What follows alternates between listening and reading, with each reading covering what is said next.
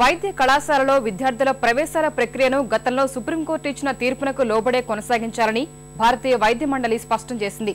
Supreme తీర్పును అమలు చేయకపోతే కోర్టు ధిక్కారం కిందకు వస్తుందని హెచ్చరించింది. ఈ మేరకు ఎంసీఏ ఆదేశాలు జారీ చేసింది. ప్రియా గుప్తా ఛత్తీస్గఢ్ ప్రభుత్వం కేసులో సుప్రీంకోర్టులో ఇచ్చిన తీర్పును ఉటంకిస్తూ ఈ విద్యా సంవత్సరం ప్రవేశాలకు తప్పనిసరిగా దీనిని అమలు చేయాలని సూచించింది. ప్రైవేటు వైద్య కళాశాలల్లో యాజమాన్య కోటా సీట్లను ఒక్కొక్కటి 50 లక్షల నుంచి 70 లక్షల వరకు విక్రయించుకోవటం విమర్శలకు దారితీసింది.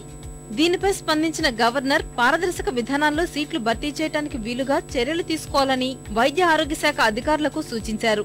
మరోవైపు యాజమాన్య కోటా సీట్ల భర్తీలో పాత విధానం కొనసాగించాలని ప్రైవేటు కళాశాల యాజమాన్యాలు ముఖ్యమంత్రిని కలిసి విజ్ఞప్తి చేశాయి.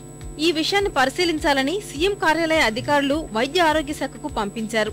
ఈ తరుణంలో మంగళవారం సాయంత్రం ఎంసీఐ వైద్య కోర్సుల ప్రవేశాలపై వైఖరిని స్పష్టం చేసింది. ఎన్టీఆర్ విశ్వవిద్యాలయం ప్రభుత్వ పక్షాన హైకోర్టులో దాఖలు చేసే కౌంటర్ పిటిషన్లో ఎంసీఐ ఆదేశాలను జతపరుస్తామని వైద్య విద్యాశాఖ ఉన్నతాధికారి చెప్పారు.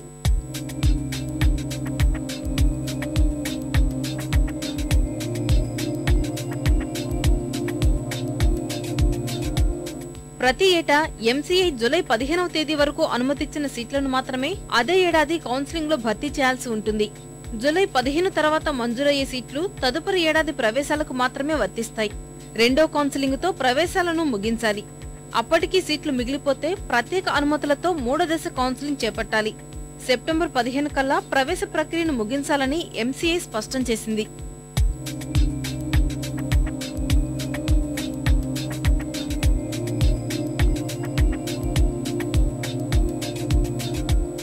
ప్రైవేటు వైద్య కళాశాలలు సీట్ల భర్తీని ఏ ప్రాతిపదికన చేపడతాయో ప్రతి ఏటా ఏప్రిల్ 30లోగా నిర్ణయించుకోవాలని సుప్రీంకోర్టు ప్రియా గుప్తా ఛత్తీస్గఢ్ ప్రభుత్వం కేసులో స్పష్టం చేసింది.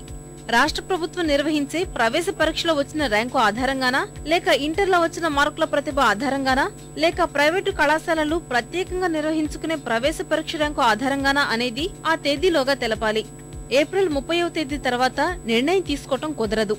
దీని ప్రకారం మన రాష్ట్రంలో ఈ ఏడాది ఇంటర్ మార్కుల ప్రతిభ ఆధారంగానే ప్రైవేటు వైద్య కళాశాలలు ప్రవేశాలు నిర్వహించాల్సి ఉంటుందని వైద్యశాఖ అధికారులు చెబుతున్నారు. వీటన్నింటినీ దృష్టిలో ఉంచుకుని ప్రభుత్వం ఈ నెల 20వ తేదీ నుంచి కౌన్సిలింగ్ నిర్వహణకు కసరత్తు చేస్తోంది. ఆగస్టు 15లోగా రెండో దశ కౌన్సిలింగ్ కూడా ముగించాలని అధికారులు యోచిస్తున్నారు. ప్రభుత్వ వైద్య కళాశాలల్లో అదనపు సీట్ల మంజూరు విషయం విమర్శలకు దారితీయటంతో ఉస్మానియా వైద్య కళాశాలలో అదనంగా 50 సీట్ల కోసం ముఖ్యమంత్రి కేంద్ర ఆరోగ్య శాఖ మంత్రి గులాం నబీ ఆజాద్ తో చర్చించినట్లు సమాచారం.